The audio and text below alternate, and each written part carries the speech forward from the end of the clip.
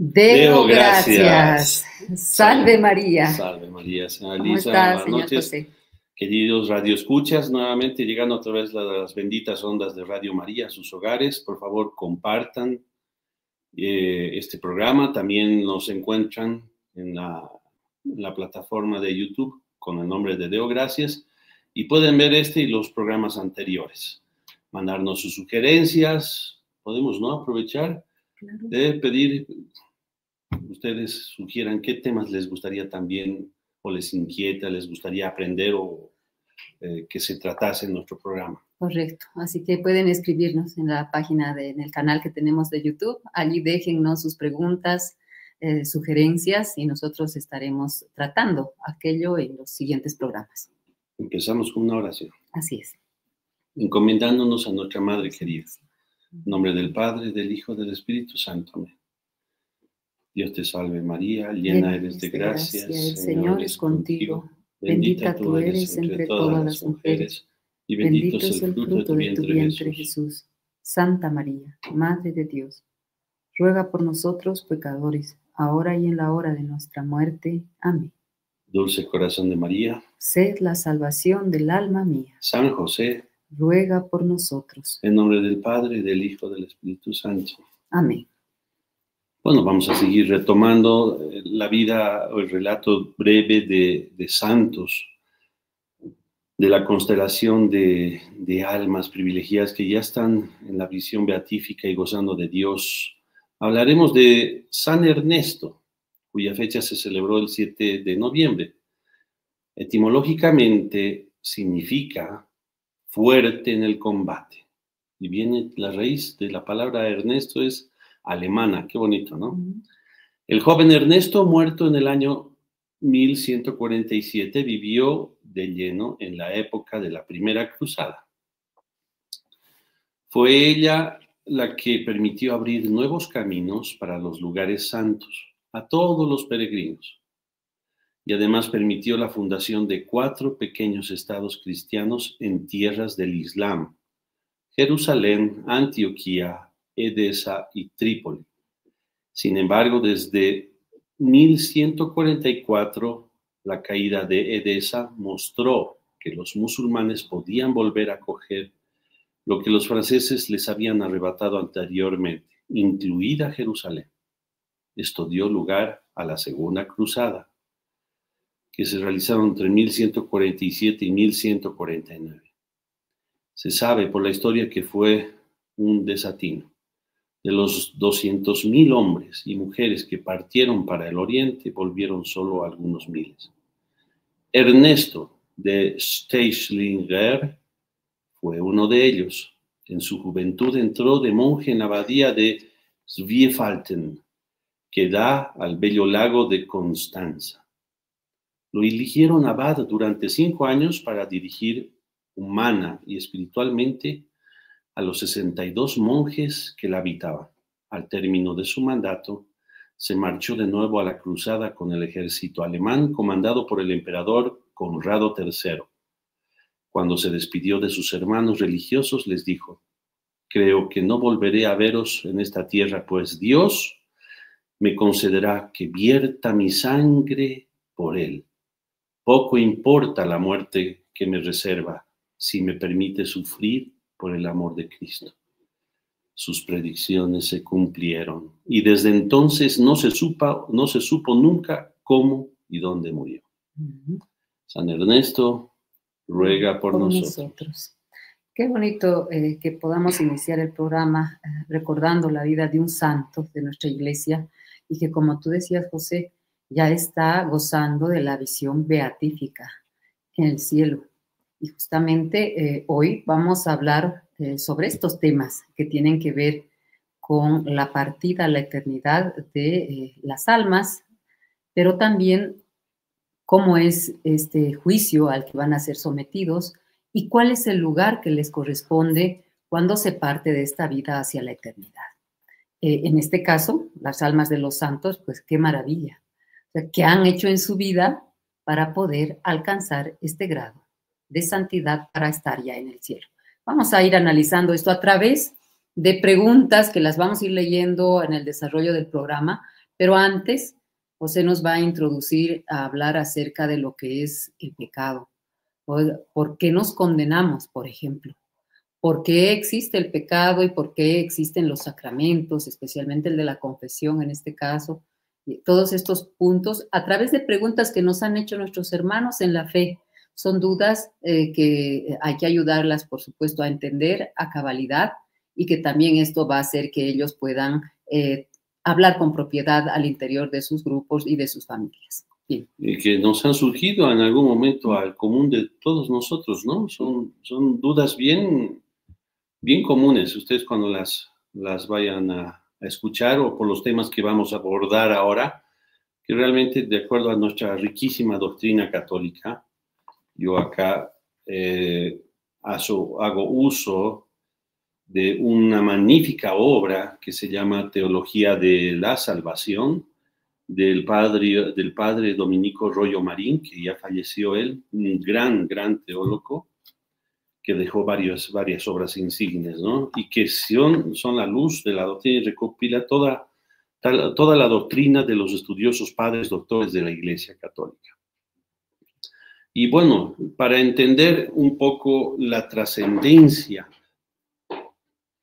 de lo que significa la vida más allá, y es a lo que Dios, bueno, está en las Sagradas Escrituras, nos da el consejo proveniente de su divina infinita sabiduría, cuando nos indica que debemos pensar en nuestros novísimos y no pecaremos. Es como una fórmula infalible que Él nos da. Y por novísimos nos referimos, o la doctrina se refiere a las últimas, a las últimas postrimerías, a los últimos acontecimientos que ocurren en la vida de cada ser humano, de cada hombre. Y esto son 4 los novísimos, que usted lo sabe, señora Elisa. No. Muerte, todos vamos a morir, ¿no? El juicio particular de Dios, y dependiendo de cómo hayamos vivido nuestra vida y los actos que hayamos realizado de amor en esta vida, pues unos serán emergentes del juicio de Dios, el destino será el cielo o el infierno. Entonces son los 4 novísimos del hombre: muerte, juicio, cielo e infierno, ¿verdad?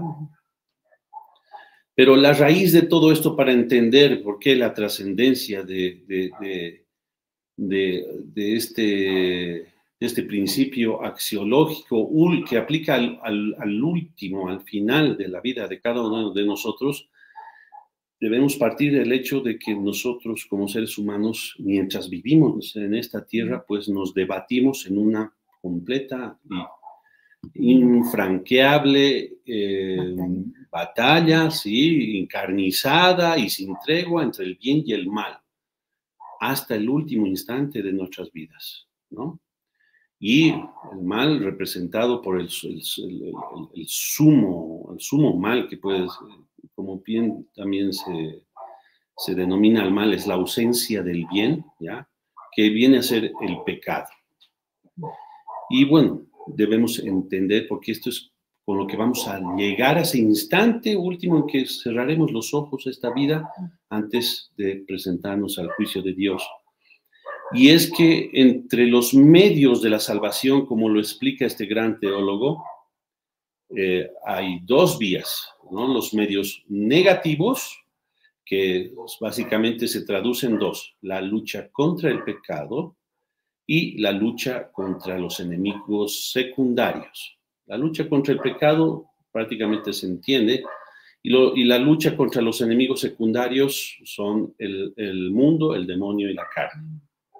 Y por la segunda vía o medios para alcanzar la salvación están los medios positivos.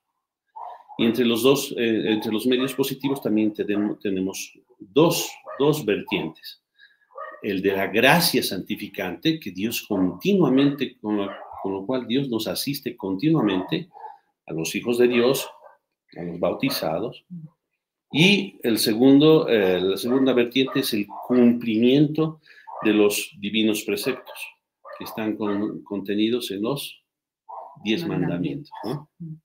Entonces, ahora vamos a abordar simplemente, para entender, porque es como que los que somos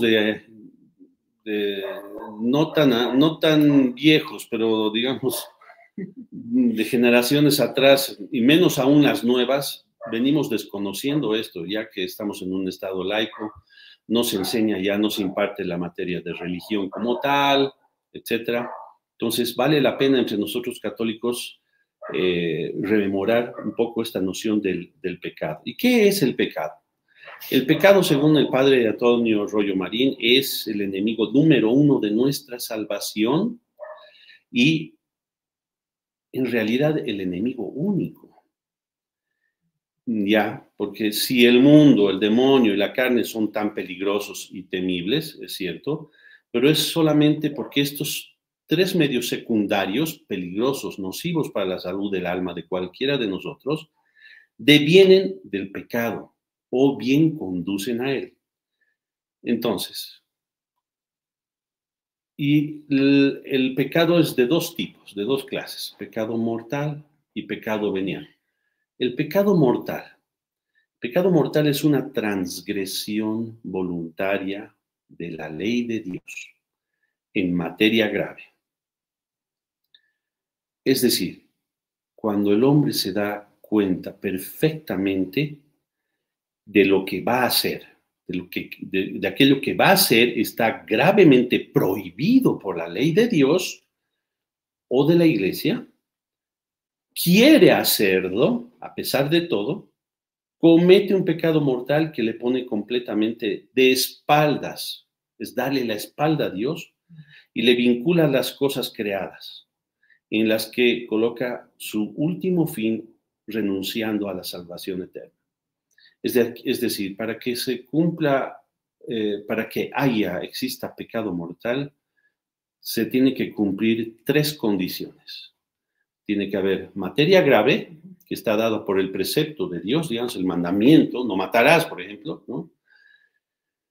Pleno consentimiento, que a sabiendas de eso yo deseo hacerlo, ¿ya? Conciencia plena. Y pleno consentimiento y materia grave.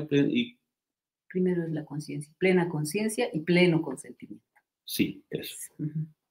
Entonces, sé que es pecado, consiento en él y manifiesto voluntad y lo hago.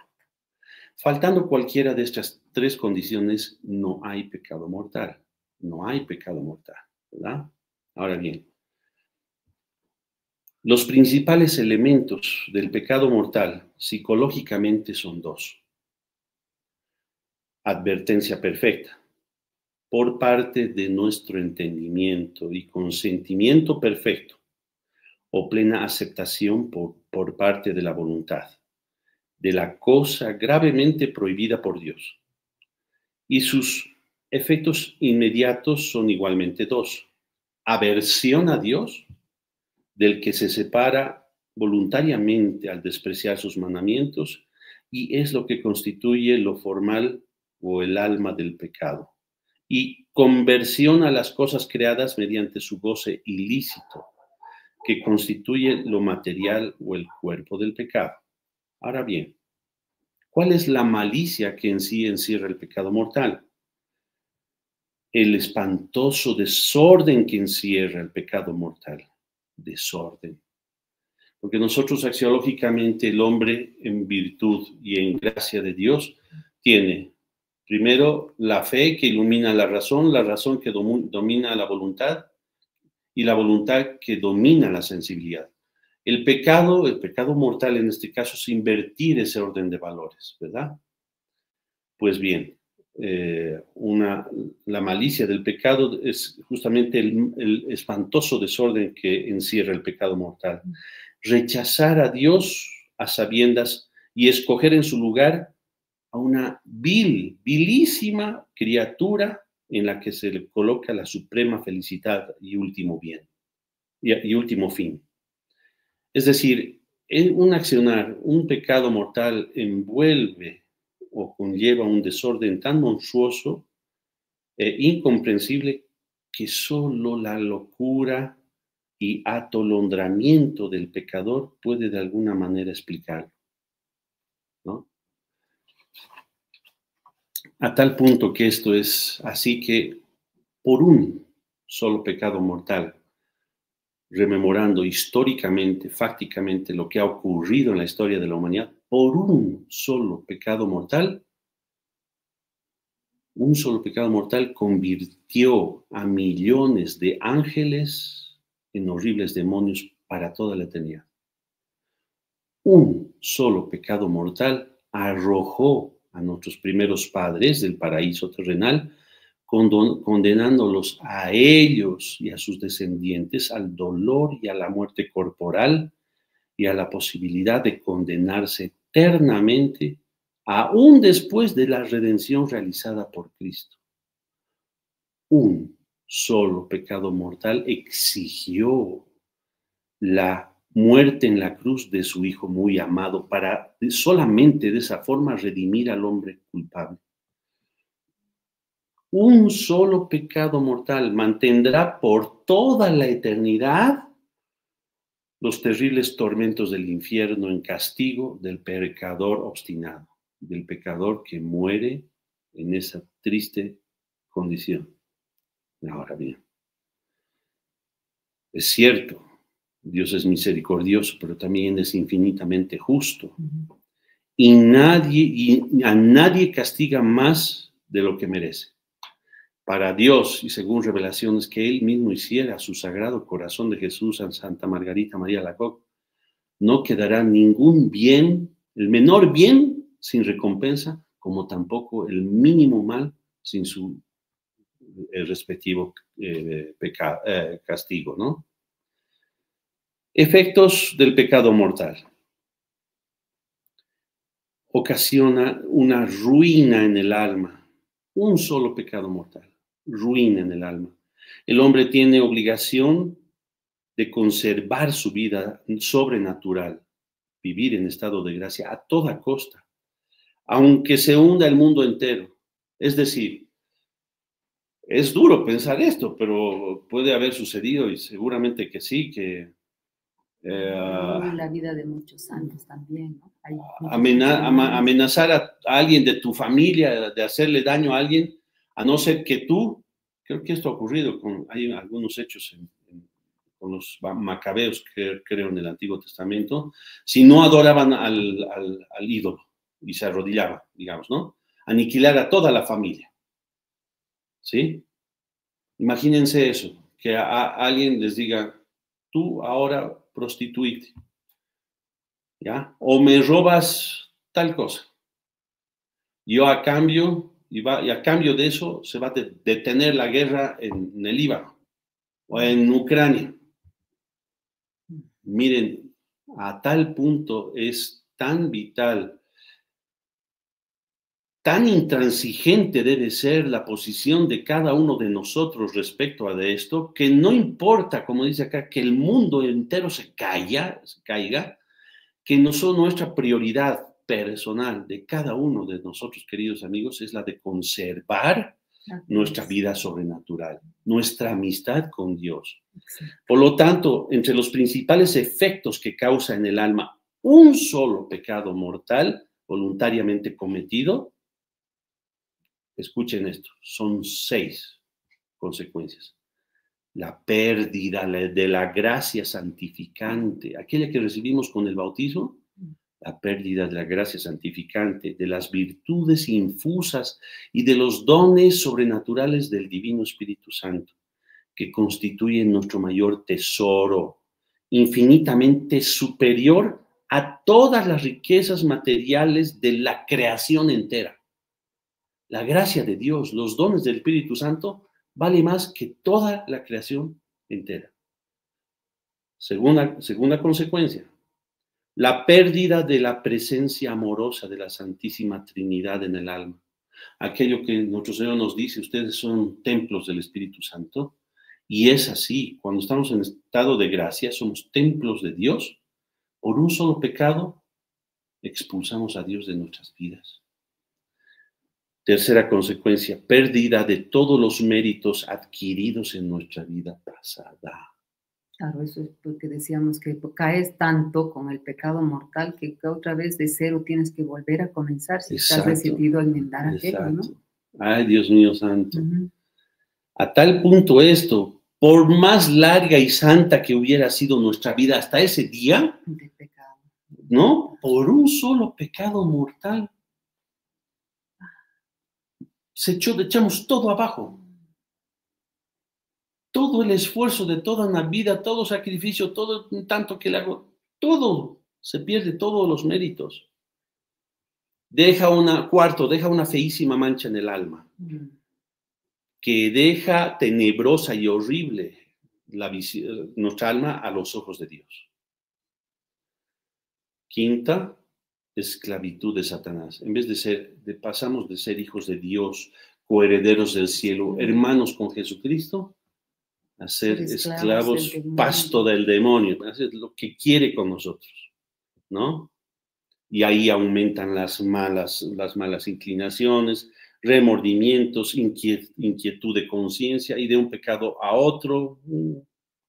Sexto, reato de pena eterna. Si la muerte sorprende al pecador en ese estado, se condena para siempre, por un solo pecado. Qué terrible, José. El pecado mortal es el infierno en potencia.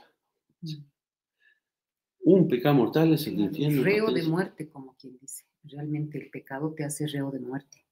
Porque mueres no sabes cuándo, y si estás ahí conviviendo con ese pecado mortal, pues ay, ¿no? O sea, ¿qué te espera? Yo creo que hay que tomar conciencia, y de eso se trata estos programas, especialmente porque, como les decíamos, tenemos varias preguntas de hermanos en la fe que se cuestionan esto por la importancia que conlleva el pensar que no solo somos cuerpos, que vamos a estar eternamente aquí y listo y se acabó todo, ¿no? Hay una eternidad por la que tenemos que trabajar. Y trabajar aquí, no allá. Ahora es el momento.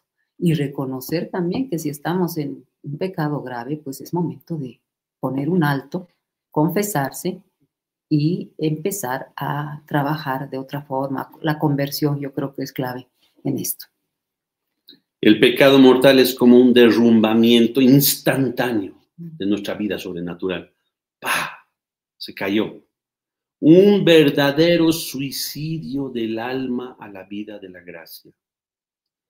Tantos pecadores, pensemos hoy en día, y lo dice el teólogo, tantos pecadores cometen pecados con tan increíble facilidad y ligereza por un instante de placer bestial. Pierdes tu alma, así de sencillo. Aquí si hablamos en materia de pureza, ¿no? Si hablamos en materia de corrupción, ni qué hablar, o sea, por tener unos pesos más, dineros mal habidos, por hacerse de... Asesinar, ¿no? Hoy es tan común, se escucha tanto a diario estas noticias de violencia, de asesinatos. Eutanasia, abortos, ni qué decir, señores. No, tantas situaciones. Gente que mata a su propio padre, a su propia madre, a sus hijos, todo esto, ¿no? Esa crisis que estamos viendo de violencia y el pecado que está cargando familias enteras, ¿no? Porque... Aún, señora Alicia, y aún sin llegar al extremo de la propia acción de matar, solamente con la intención. Porque no olvidemos que nosotros, el pecado puede ser de acción u omisión.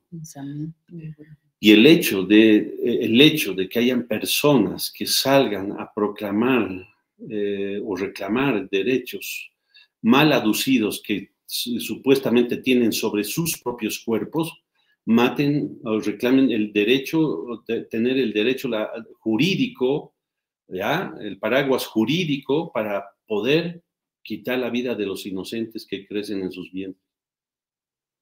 Solamente el hecho de salir a hacer esa propaganda es un pecado mortal de escándalo y demás. Aparte de estos dos pecados, venial y mortal, que nos comentaba don José, ¿qué pecado más existe? ¿Existe algún otro pecado? No, solo esos dos tipos de pecado. ¿Y dónde queda el pecado original? No, pues, pero... También se conoce así, ¿no es cierto?, con el nombre de pecado original. El pecado original es un pecado, una transgresión de nuestros primeros padres por las que nosotros hemos heredado.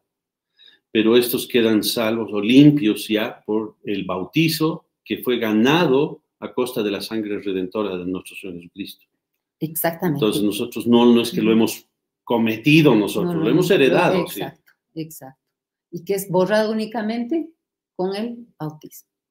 ¿No? Sí. Eso es bien importante. Ya de ahí, como vivamos, habiendo recibido el don de haber sido libres, liberados por la sangre de Cristo, la sangre redentora de Cristo, y de recibir la cualidad de hijos de Dios a través del bautismo. De ahí para adelante, cómo vivamos y administremos ese don precioso, si nosotros de ahí transgredimos la ley de Dios y pecamos, es que es también ya construimos nuestra propia... consecuencia del pecado original, la tendencia del la predisposición, hombre, la inclinación a cometer, a caer en pecado, ¿no? O sea, lamentablemente es así, por eso es la batalla, ¿no? Que cada hombre, cada ser humano está sujeto en esta vida. Es insulso y se ilude y se engaña uno mismo, cualquiera que piense que con sus propias fuerzas puede vencer la tentación. No. En todo momento necesitamos la gracia, la asistencia de Dios, la asistencia de Dios, ¿no? Totalmente. San Alfonso de Ligorio decía que el mundo le parecía un inmenso manicomio, imagínense, inmenso manicomio en el que los pobres pecadores habían perdido por completo el juicio, porque realmente, ¿no? O como bien le decía la piadosísima madre de San Luis, rey de Francia, la reina Blanca de Castilla, le decía a su hijo, hijo mío, prefiero verte muerto a que cometas un solo pecado mortal. O como Domingo Sabio, ¿no? También utilizó como lema de vida, morir antes que pecar, y así muchos santos, ¿no? Es que así, que es que si varios teólogos de la iglesia dicen, si supiéramos la malicia, lo que encierra un solo pecado, lo entenderíamos, lo comprendiésemos realmente, no le sería posible a ninguno pecar. Si realmente tomáramos una conciencia de lo que implica esto, realmente no pecaría.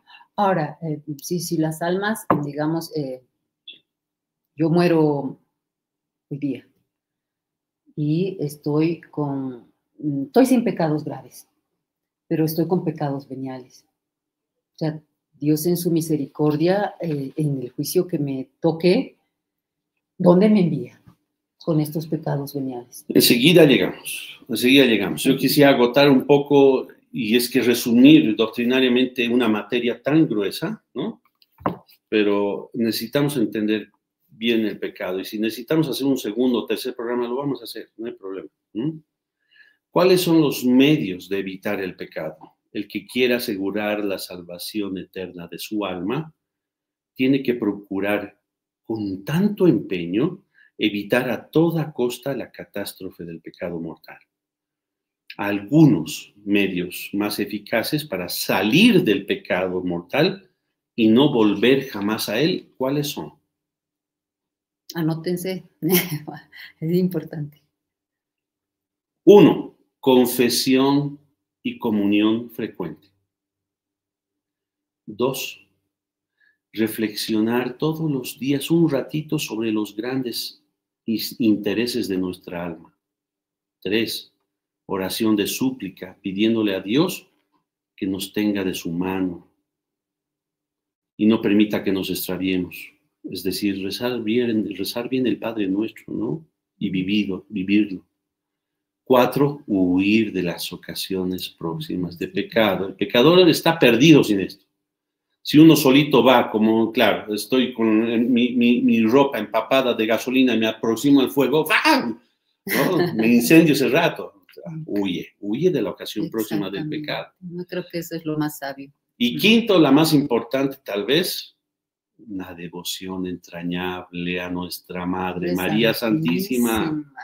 Lo ideal es rezarle todos los días el Santo Rosario, que es la primera y más excelente de las devociones marianas. Pero al menos no olvidemos nunca las Si no el Tres. rosario, por lo menos las tres Ave Marías. En la mañana despertarse, en la noche al acostarse, ¿no? Al experimentar la tentación, para que nos alcance la victoria.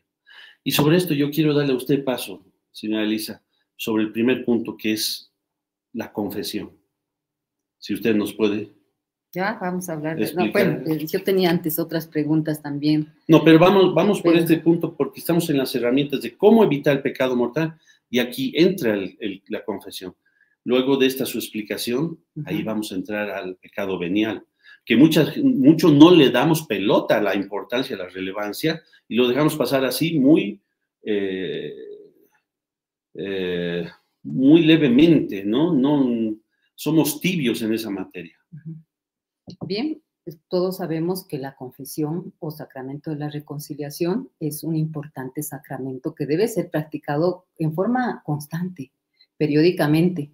Bueno, lo recomendable, siempre sacerdotes que dan charlas sobre este tema, nos dicen, por lo menos, si quieres ser santo, nos dicen, una vez por semana tendríamos que cumplir con este sacramento. ¿Por qué? Porque muchas veces nos vamos acumulando inclusive pecados veniales y a la larga esos pecados veniales también crecen como una bola de nieve que luego van oscureciendo tu alma y por supuesto puedes más fácilmente caer en pecados mortales o graves. Entonces, la confesión tiene requisitos para hacer una excelente confesión. ¿Qué hacemos, no? ¿Por qué queremos confesarnos? Digamos, yo he hecho algo que me incomoda porque es así, el pecado va generando en el interior del hombre un cargo de conciencia. Bueno, si tienes una conciencia recta, por supuesto, vas a tener inmediatamente este cargo de conciencia que te pesa en el corazón. Solamente haber expulsado, como hemos dicho aquí, a Dios de nuestras vidas, tener ese cargo. Evidentemente, o sea, hay que ser realmente indolentes, ¿no? Claro, O un pecador empedernido para realmente no tener un golpe de conciencia, ¿no? Total, que hay, ¿no? Que hay pecadores que hasta la hora de la muerte no se arrepienten, y de esto hay también muchos testimonios. ¿Cuáles son estos pasos importantes que recomienda la Iglesia Católica para hacer una buena confesión?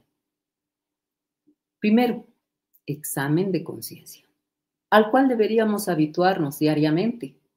¿Quieres ser santo? Nuevamente te digo que es algo a lo que todos tenemos que aspirar, pues cada día acostúmbrate a hacer en las noches antes de dormir un breve examen de conciencia. Esto te ayudará a estar preparado para tu confesión. Es decir, ¿qué involucra el examen de conciencia? Hace tiempo que no voy al colegio y digamos, como que examen me suena la palabra de, ¿no? Que analices tus pensamientos, palabras, acciones. A la luz de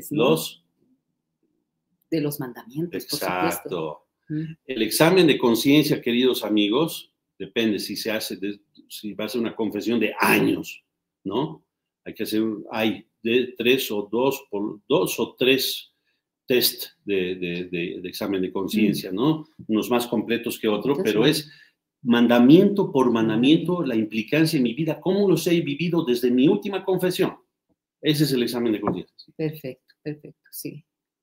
Arrepentimiento, segundo paso o requisito para hacer una buena confesión. ¿Qué quiere decir eso?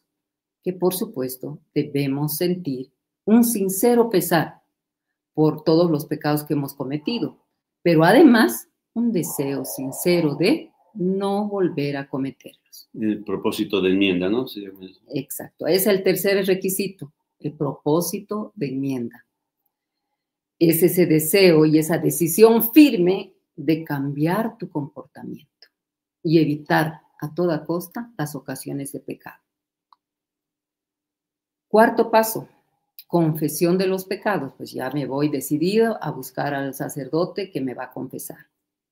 Y normalmente suelen ocurrir muchas cosas para quien tiene, ¿no?, experiencia, digamos, en acudir con frecuencia a la confesión. Suelen ocurrir obstáculos para realizar tu confesión. ¿Por qué? Porque ya sabemos que el enemigo del alma odia que tú quedes nuevamente en estado de gracia. Entonces, bueno, hay que también prepararnos para eso. En la confesión de los pecados debes confesar absolutamente todos tus pecados mortales, por supuesto, graves si tienes, pero no puedes omitir los pecados veniales. También tienes que contar todo aquello. Y con detalle, detalle, a veces uno solo menciona el pecado, pero no dice en qué situación y todo eso. Las circunstancias.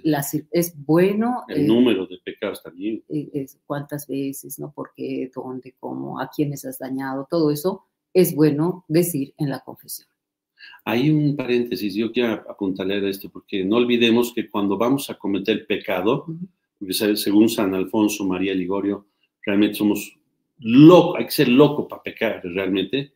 El mundo debería ser un enorme manicomio.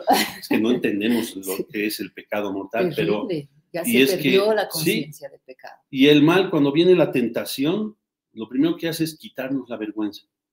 Y cometemos así, hasta irracionalmente, sin conciencia, sin meditarlo, ¿no? Y con una malicia hasta infantil, podríamos decir. Hay aquellos que con malicia, realmente con premeditación y alevosía cometen realmente, eso es peor, ¿no?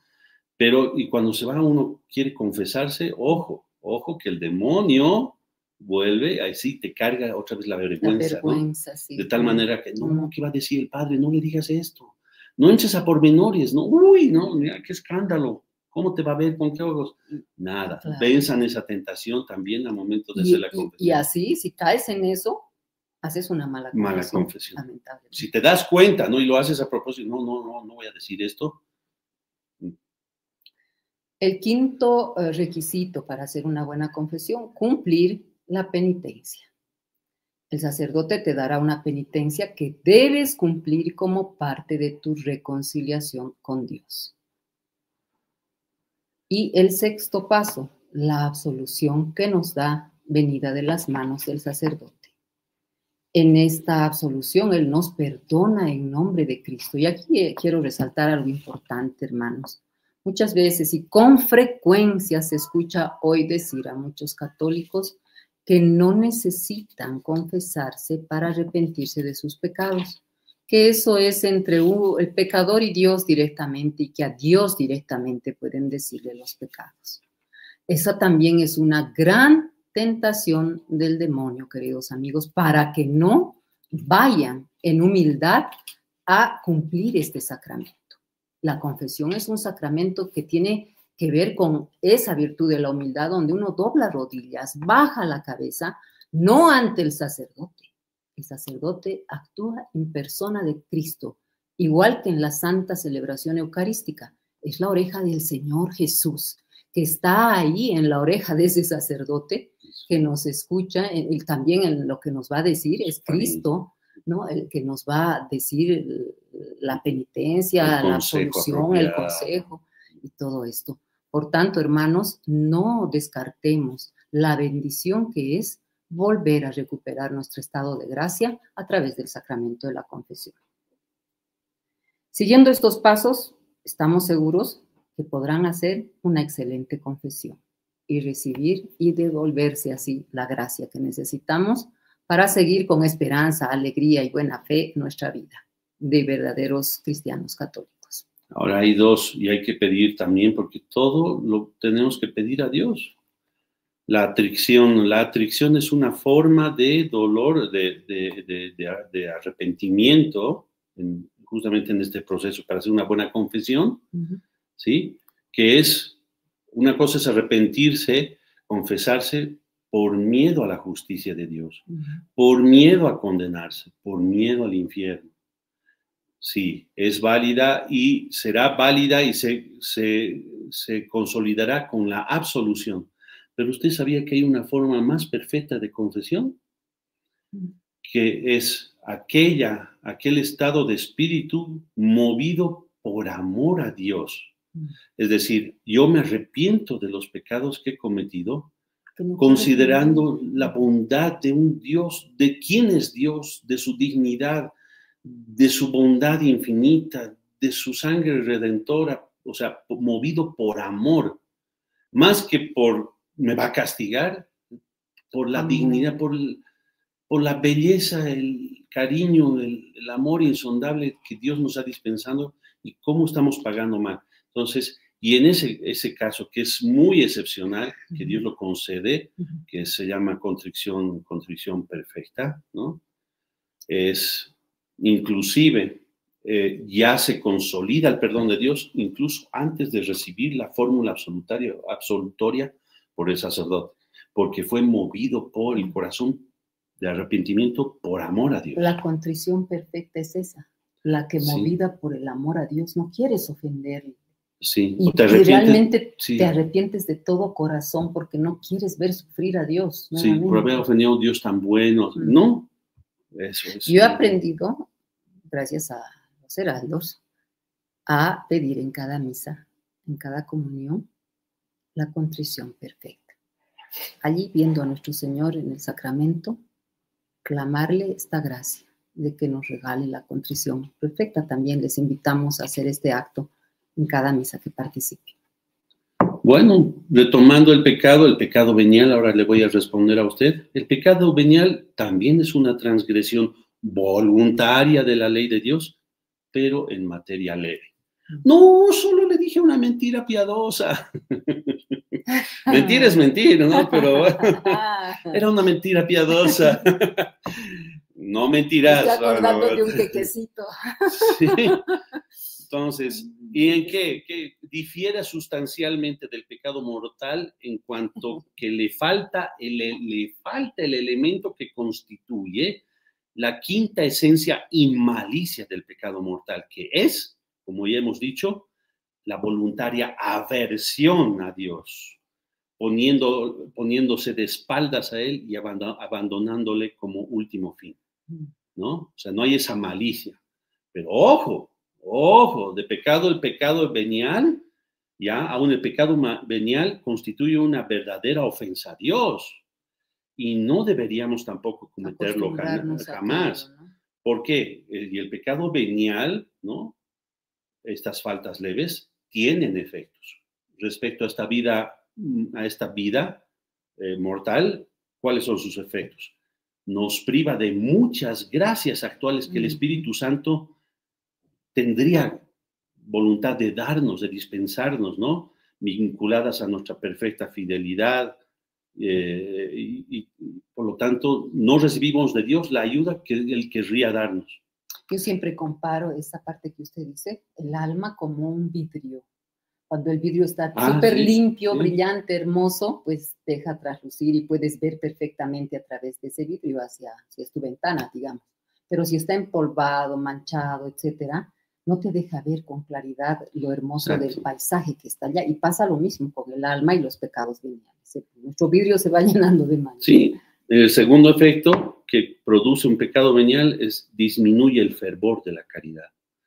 Nuestro amor de nuestra voluntad de hacer las cosas por amor a Dios disminuye. Nos entibiamos. Aumenta las dificultades para la práctica de la virtud. ¿Ah? Y nos predispone para el pecado mortal. Ahora, ¿qué pasa respecto a la otra vida? Si mueres, no en pecado mortal, porque morir en pecado mortal es reo de condenación eterna, infierno. Pero morir en pecado venial, tendremos un largo y espantoso purgatorio que hubiéramos podido evitar o disminuir considerablemente con un poco más de delicadeza para con Dios y verdadero amor para con nosotros mismos. Tendremos en el cielo un grado de gloria muy inferior al que hubiéramos podido lograr con un poco más de cuidado y fidelidad a la gracia. O sea, perdone un ratito allí. Esto es delicado, es impresionante. Es cierto, mire, pese a que vas a ir al purgatorio a sufrir el tiempo que Dios disponga para purificarte de esos pecados veniales, cuando ya te toque ir a la gloria de Dios, vas a estar en un grado inferior, no de plenitud en la gloria. Sí, increíble, un grado meritorio menor al que hubiéramos accedido, nos hubiese tocado, hubiéramos sido enteramente fieles, ¿no? Y por lo mismo, glorificaremos menos a Dios en el cielo, ya que los más perfectos le glorifican más. Imagínense eso, Dios mío. O sea, es entrar más o menos a un partido de fútbol y estar mirándolo desde la banca. Pero José, eres sí, parte del equipo, pero no estás jugando. Yo creo que es muy importante también reflexionar aquí sobre el sentido, el fin último para el cual hemos sido creados. Sí. Igual que a las almas ya en la beatitud del cielo dan gloria permanente y constante e infinitamente a Dios, nosotros como seres humanos de esta iglesia peregrina aquí en la tierra, hemos sido creados para dar gloria a Dios y no debemos perder de vista este último objetivo de vida, porque si hacemos esto, pues toda nuestra vida va a cambiar. Entonces, bueno, simplemente traigo a colación esto que ya lo habíamos hablado en el programa. Medios de evitar, también hay medios de evitar el pecado venial, claro que sí. Ante todo es preciso que adquiramos la firme convicción de la necesidad de evitar a toda costa el pecado venial, no lo conseguiremos, es cierto, del todo, no lo vamos a conseguir porque hasta el Evangelio dice, hasta el justo peca 7 veces al día, ¿no? Y se refiere a estas imperfecciones, ¿ya? Sería preciso para ello un privilegio especialísimo que solo lo ha recibido la Santísima Virgen María. Es la única, ¿no? Por estar exenta del pecado original, ¿no? Pero con la gracia de Dios se puede evitar, al menos los plenamente advertidos y voluntarios. En cuanto a los de mera fragilidad, en aquellas materias que somos débiles, ¿no? Bueno, será imposible evitarlos todos, pero hemos de esforzarnos. Muy bien. A ver, si nos da el tiempito para hacer, por lo menos responder algunas preguntas de nuestros amigos.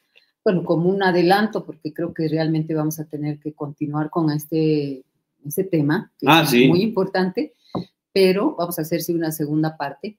Sin embargo, vamos a entrar a hacer algunas de las preguntas de nuestros amigos.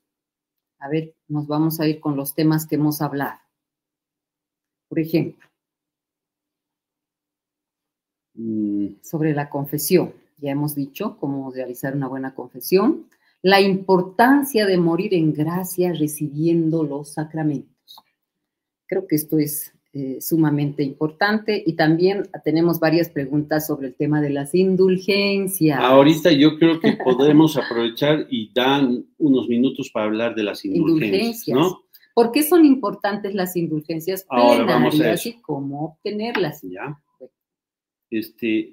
Vamos al hecho de que el pecado, la comisión de un pecado venial o mortal trae aparejado para sí la culpa y la pena. Cuando nosotros nos confesamos con un sacerdote, haciendo una buena confesión según los pasos explicados aquí por la señora Elisa, adecuada y buena confesión, somos liberados y absueltos de la culpa. Pero no así la pena que está reatada, la pena temporal que nosotros tendríamos, por la cual tendríamos que nosotros brindar satisfacción por ese pecado que hemos cometido. Y son aquellas, justamente esas penas que la persona que entrega su alma a Dios, muere y deja este mundo en estado de gracia, pero por los pecados que ha cometido tiene que ir a penar en el purgatorio. Y ya no pena eterna, ojo, ya no hay pena eterna. No es pena eterna, con la esperanza de que algún día, porque el purgatorio es un lugar de sufrimiento, expiación, purificación temporal, porque algún día subirán a ver a Dios, evidentemente, pero para eso nuestro buen Dios nos regala otros medios, como son las indulgencias plenarias. Las indulgencias pueden ser plenarias o parciales, ¿no? Entonces, y nosotros, los vivos, los que estamos acá, acabamos de celebrar a nuestros santos difuntos, los que vivimos en la tierra, podemos apresurar la extinción de ese reato, de esa carga de de penas que tienen que pasar o purgar nuestros seres queridos o el alma de un amigo, qué sé yo, con nuestras oraciones y sufragios, ¿ya? Y por lo tanto, ya aquí entra el sufragio en general es toda ayuda, dice el teólogo, favor o socorro en favor de alguien, aplicado a las almas del purgatorio, se entiende por tal cuanto el hombre pueda hacer u ofrecer para aliviarles de sus penas y apresurar la hora de su liberación, ¿sí? Entonces, y la indulgencia es una forma de sufragio. ¿Qué es una indulgencia? Noción. Todos deben tener en gran estima las indulgencias. Esto es la remisión ante Dios de la pena temporal debida por los pecados que ya han sido perdonados en cuanto a la culpa. A los vivos, ¿ya? Los absuelve la Iglesia de la pena que deben ante Dios y satisface a la divina justicia con los méritos de Cristo la pena temporal que ellos deberían pagar, siempre que el sujeto cumpla con las debidas condiciones. O sea, un vivo también, ya, aquí su servidor, para no hacer uso de otro ejemplo, yo cometí un pecado mortal. Si tengo la ocasión, luego de haber hecho una confesión y haberme sido absuelto de ese pecado, pero sé que tengo esta pena, que si no la purgo ahora, o sea, de alguna manera la compenso en vida, lo haré en el purgatorio, no me conviene, puedo ganar indulgencia plenaria acá cumpliendo ciertas condiciones en vida, ¿no? Entonces, ¿qué es la plenaria, don José? Ahorita a eso vamos. Ahora, entonces, también con los muertos, en cambio, que han dejado, entonces ahí la indulgencia plenaria la puede ganar o aplicar una persona viva, o con los muertos, en cambio. Ofrecer por los difuntos. Sí, los muertos, que han dejado ya de ser súbditos de la iglesia militante. No puede la iglesia hacer otra cosa que ofrecer a Dios las satisfacciones y los méritos de Cristo a manera de sufragio, para que Él, en su divina misericordia, se los aplique en la medida que sea su voluntad. No cabe duda que Dios aceptará esta súplica de la iglesia, pero ignoramos en absoluto en qué medida y grado. Clases. Plenaria, la indulgencia puede ser plenaria o parcial. La indulgencia plenaria ganada por un vivo le confiere la remisión total de la pena debida por sus pecados. Y si muriera, enseguida iría al cielo sin pasar por el purgatorio. Esa es la riqueza de la pena. Ahora bien, esta indulgencia plenaria ganada a favor de un muerto, un fiel difunto, le libera. O sea, yo la gano porque solamente la puede ganar un vivo. Exacto. Yo la gano para un tío, para un familiar mío, para un amigo que sé que ha muerto bien, ¿no? La ofrezco y le digo, Dios, que sea para tal alma o para el alma del purgatorio que tú quieras. Es el mayor acto de caridad que puede practicar un católico. Esa indulgencia hace que sea liberada ipso facto del purgatorio. Impresionante, ¿no? Y se vaya al cielo esa alma, aunque le falten años de purgar allá, gracias a una plenaria que para ellos, qué alivio. Los libera inmediatamente. Qué alivio. Y las indulgencias parciales equivalen a la pena canónica que, según la antigua y severa disciplina de la Iglesia, se les imponía a los pecadores públicos en satisfacción de sus pecados, ¿no? Entonces, y esa no tiene requisitos, digamos. Todas. La indulgencia parcial. No, la parcial no. La puedes ganar, por ejemplo, llevando un sacramental, llevando un escapulario, sí, haciendo una oración breve. Puedes ir ganando temporales, porque quiere decir temporales que son en tiempo. Normalmente se las va 300 días, un año, 7 años. Sí. Vamos a las condiciones para concluir, que es lo más importante. ¿Cómo ganar indulgencia plenaria? Lo que dispone el Código Canónico para alguien que sea capaz de ganar indulgencia para sí mismo, es necesario que esté bautizado, que se halle en estado de gracia, que tenga intención, por lo menos general, de ganar la indulgencia plenaria, haber comulgado, ¿ya? Y que cumpla las obras prescritas en el tiempo determinado y del modo debido según el tenor de la concesión. O sea, cada indulgencia plenaria tiene alguna condición, pero entre todas estas, la condición sine qua non para todas es también rezar por las intenciones del Papa. Un credo, un Padre Nuestro, un Ave María y un Gloria. Y con más sumadas las anteriores condiciones. Estar en estado de gracia, ser bautizado y tener la intención de ganar la indulgencia plenaria. Así es, ya se nos viene el año jubilar, el próximo año, y a partir de ahí, desde la apertura de la Puerta Santa, tendremos la posibilidad todos de ganar indulgencias plenarias durante todo el año. Estemos atentos, queridos amigos. Necesariamente vamos a hacer una segunda parte de este programa para poder dar respuesta a la multitud de inquietudes y preguntas que nuestros queridos hermanos nos han hecho.